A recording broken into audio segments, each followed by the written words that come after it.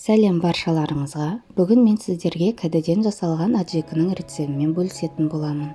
Дәмі енді өте керемет. Менімен бірге дайындап көруге кеңес беремін. Достар, менің каналыма тіркеліп, лайк басып, комментарий қалдырсаңыздар, мен бұған риза болып, каналымның әрі қарай дамуына ықпал етесіздер.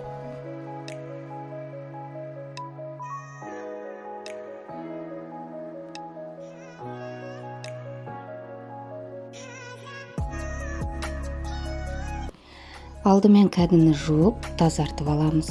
Өткіштен өткізуге ыңғайлы болу үшін турап дайындап қоямыз.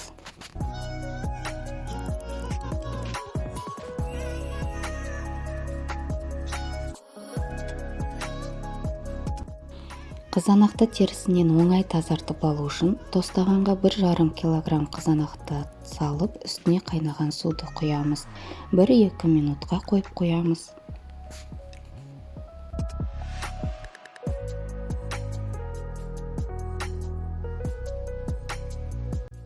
5-6 дана болгар бұрышты тазалап, оны да өткіштен өткізуге ыңғайлы етіп турап аламыз.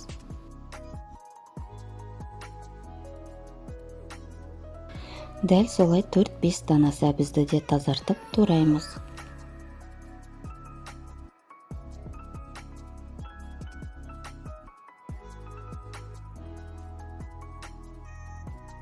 Үш бас сарымсақты бөлек ыдысқа өткіштен тартып алып қоямыз.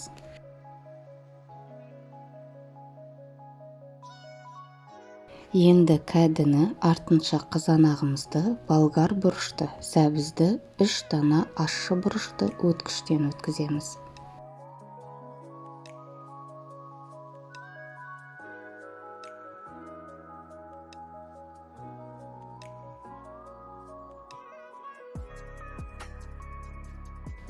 Барлығын қайнататын қазанға құйып, жақсылап араластырып, 20 минут қайнатамыз.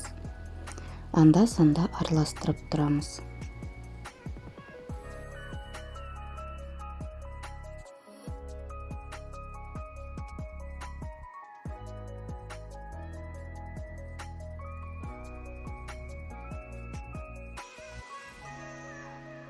Жиырма минут өткен соң 150 грамм томат пастасын,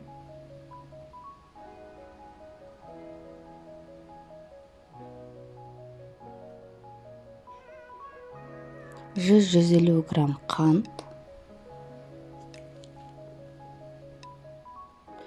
150 грамм сұйық май, 100 грамм немесе дәміне қарай тұз саламыз. Қайнаған кейін тағы да 10 минут қайнатамыз.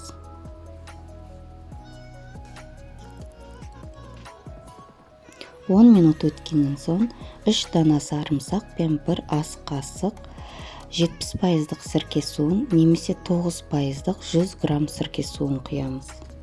Жақсылап тағы да араластырып 5 минут қайнатамыз. Сонда барлығы 35 минут қайнатамыз. Стерилденген банкаға ыстық күйінде құйып, қайнатылған қақпақпен жауып тастаймыз.